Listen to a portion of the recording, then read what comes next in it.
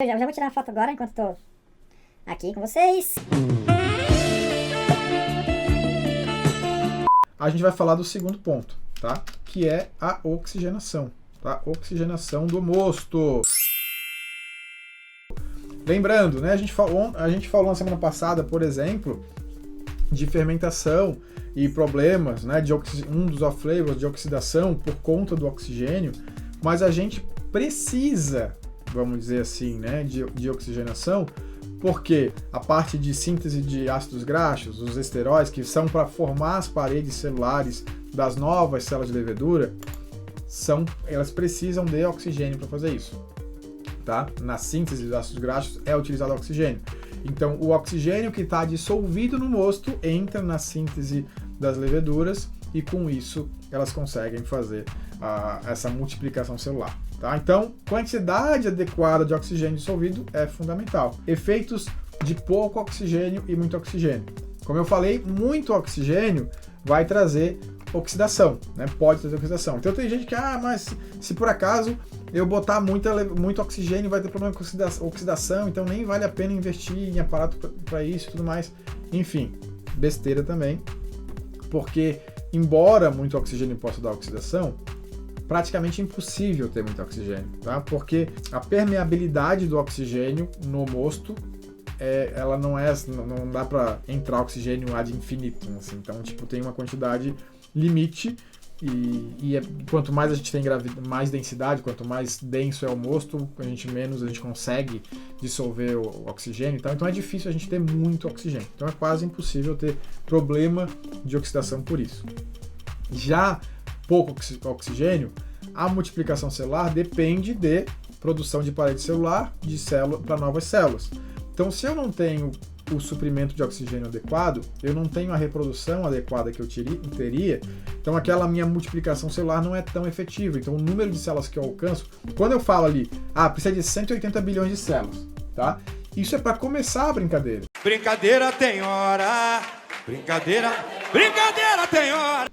Porque depois disso vai ter a fase de multiplicação celular, a fase exponencial, que esse número de células vai aumentar. Então, ao longo desse processo, né, de consumo de açúcares e tal, vai aumentando o número de células. Então, não são só 180. Eu começo com 180 para multiplicá-las durante aquela fase e aí eu tenho muito mais. Tá? Então, se eu não tenho oxigênio, eu erro, vamos dizer assim, né, nessa multiplicação e eu vou ter os mesmos efeitos de eu ter pouca levedura. Então, no fim das contas, posso ter fermentação arrastada, fermentação incompleta, geração de off-flavors, né?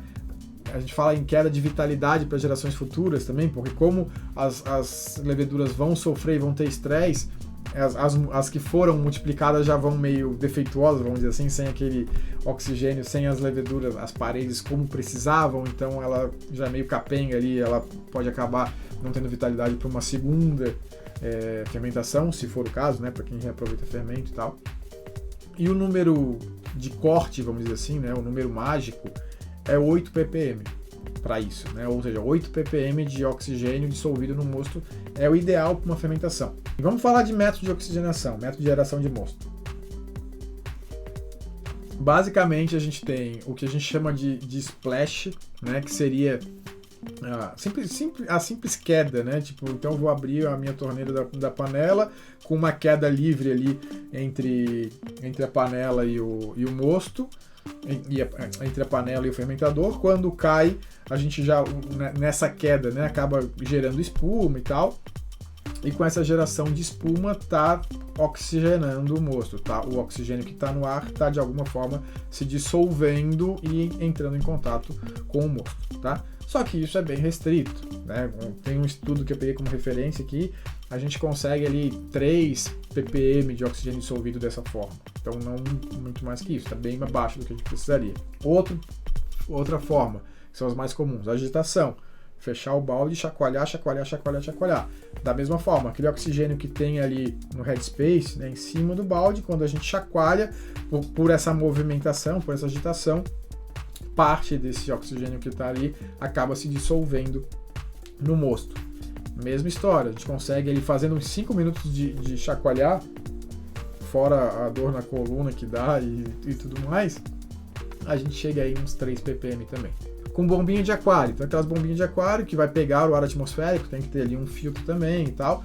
Vou deixar 10 minutos essa bombinha com uma pedrinha porosa ali de 5 micra, gerando, né, jogando oxigênio, jogando ar atmosférico filtrado para dentro do meu mosto.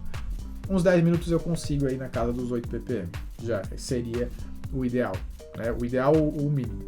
E aí a última opção, que é a melhor nesse sentido, é ter um cilindro de oxigênio, né, medicinal, aquele oxigênio puro, para quem faz nebulização, por exemplo, essas coisas assim.